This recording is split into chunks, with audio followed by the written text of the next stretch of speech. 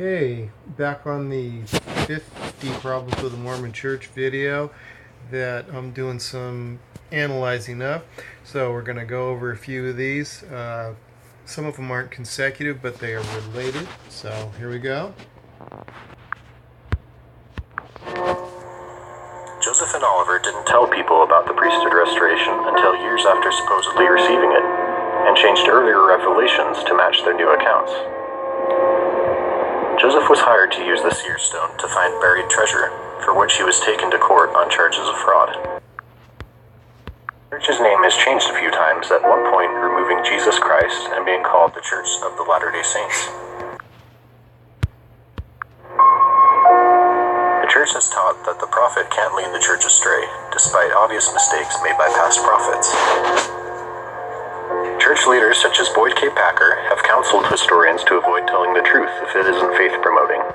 In 1993, 6 scholars were excommunicated or disfellowshipped for publishing their scholarly research on Mormonism and its leaders. Don H. Oaks said, "You shouldn't criticize church leaders, even if the criticism is true." Okay, so changing of church history or retroactive revelations, that sort of thing. And as depicted here, we got Peter, James, and John coming to ordain Joseph Smith and Oliver Cowdery to the Melchizedek priesthood. They would have needed this priesthood to organize the church, but they didn't seem to mention this particular incident for quite a while after that, and then apparently some revelations were altered, and that was kind of slipped in. And I'm going to kind of skip over that one right now, and then on the same theme, go ahead into this. What do we see? The Book of Commandments for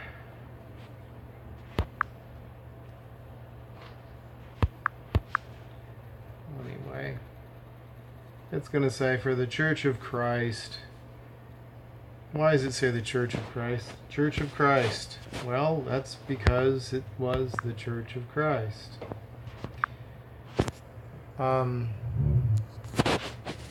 So if it was the Church of Christ in 1830, yes. If we go and take a look, which we're going to do, we're going to go on LDS.org. We're going to look at some official LDS books and statements. And what they're going to tell us is a little misleading, to say the least. So when we look at that particular item, the changing of the name of the church, as we also showed, yeah, the name of the church has changed. So originally in 1830, it says they got a revelation, Joseph and Oliver, telling them exactly what day to organize the church. Okay, so April 6, 1830. So God, Jesus tells them to organize the church. Now if we read, it's going to say to organize the Church of Jesus Christ. And so they organized the church, but they named the church the Church of Christ. 5 years later, they renamed the church, Joseph and Sidney Rigdon, I suppose, the Church of the Latter-day Saints, as we saw on that other slide, as it was written on the temple, the Church of the Latter-day Saints. And that was 1835. And then in 1838, they named the church the Church of Jesus Christ of Latter-day Saints. Now, multiple issues with that. Now, I've seen on the internet folks squawking about the fact that the Book of Mormon explicitly states, as it does, that the church needs to be named after Him, Jesus Christ, in some form. He says, and how will be my church, save it be called in my name.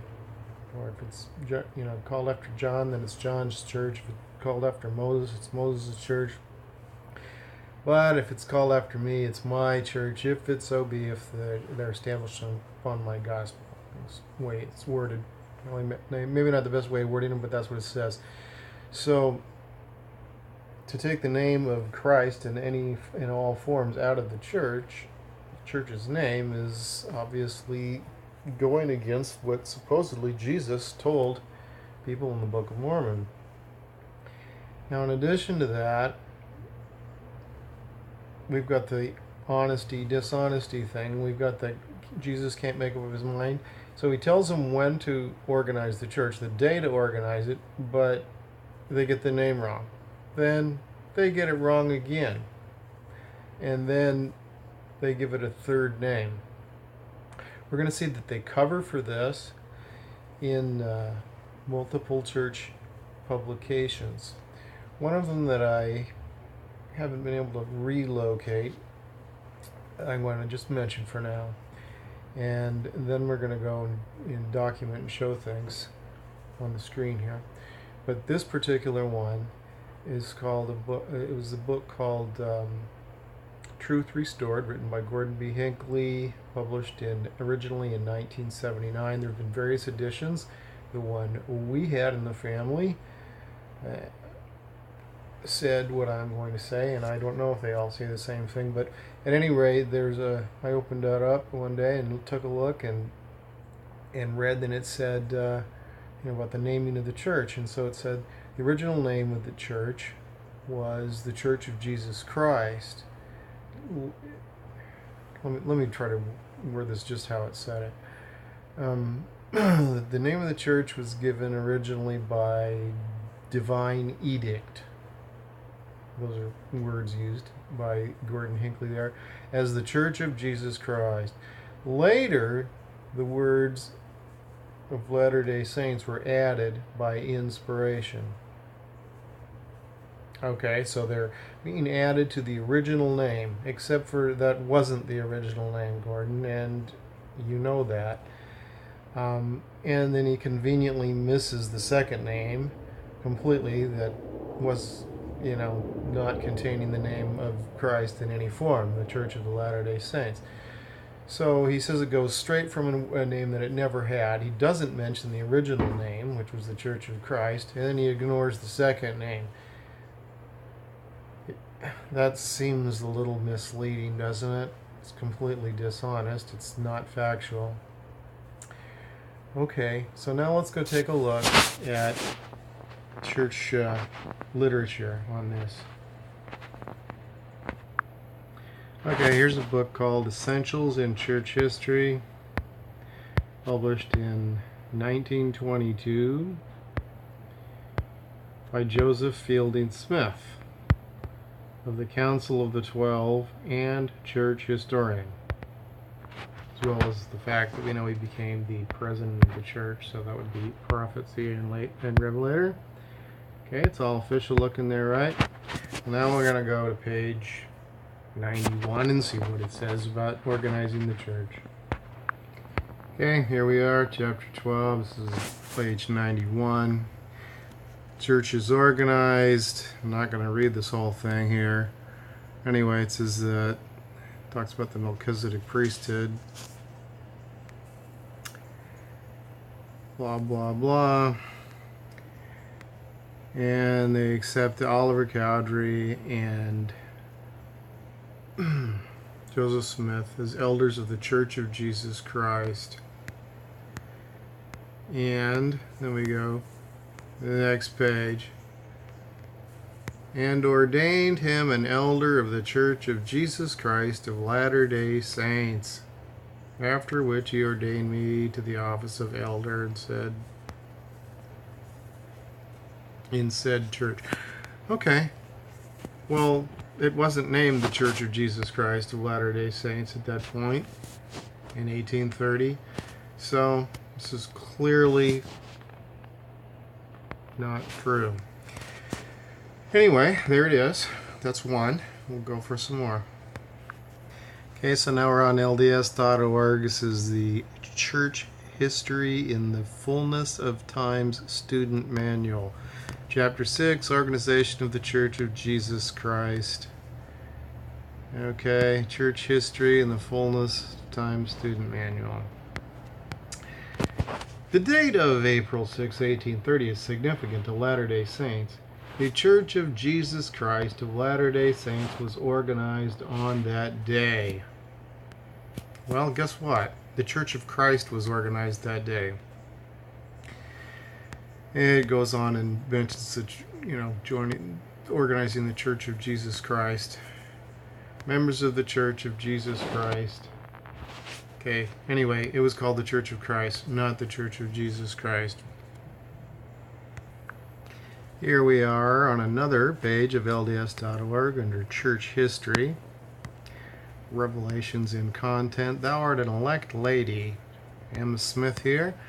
And it's quoting Emma Smith.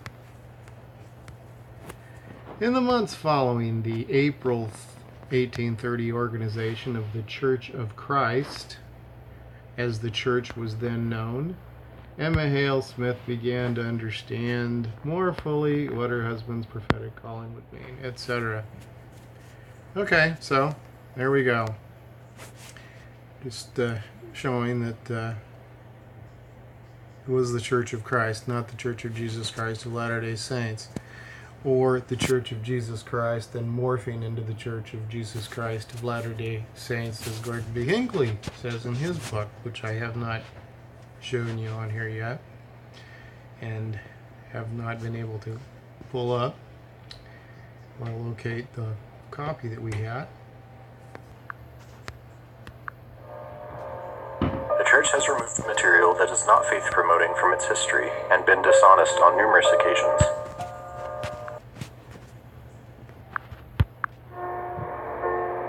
The Church's name has changed a few times, at one point removing Jesus Christ and being called the Church of the Latter-day Saints. Okay, so yeah, there it is. House of the Lord, built by the Church of the Latter-day Saints. AD 1834? Yeah, I thought it was 1835 if they changed the name to that. But at any rate, there we have the name.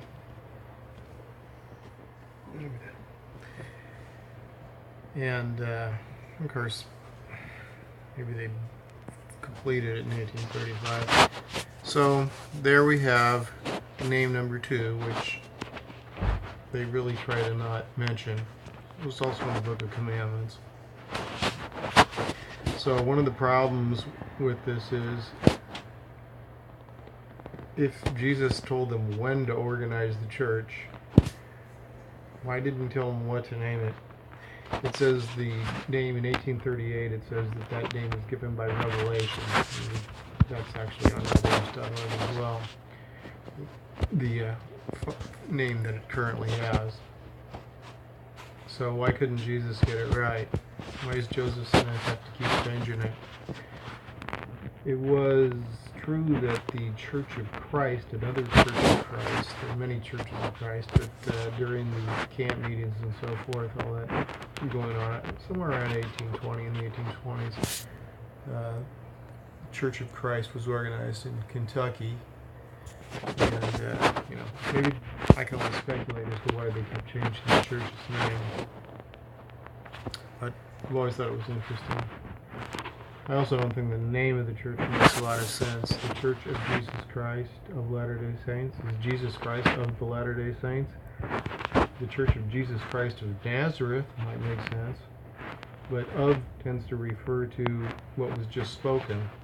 So the Church of Jesus Christ and His Latter-day Saints, for His Latter-day Saints, those things might make sense, but obviously it doesn't make sense to say the Church of Jesus Christ of Latter-day Saints.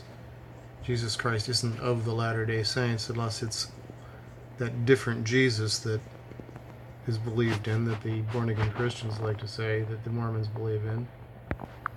So once again, clearly we've got stuff in the modern church materials that don't indicate what was truly the case earlier. They've apparently tried to whitewash things for us. Next one we're going to show some real whitewashing, heavy duty on the Joseph Smith story. some blatant cover-up and changing of history, all right, on LDS.org.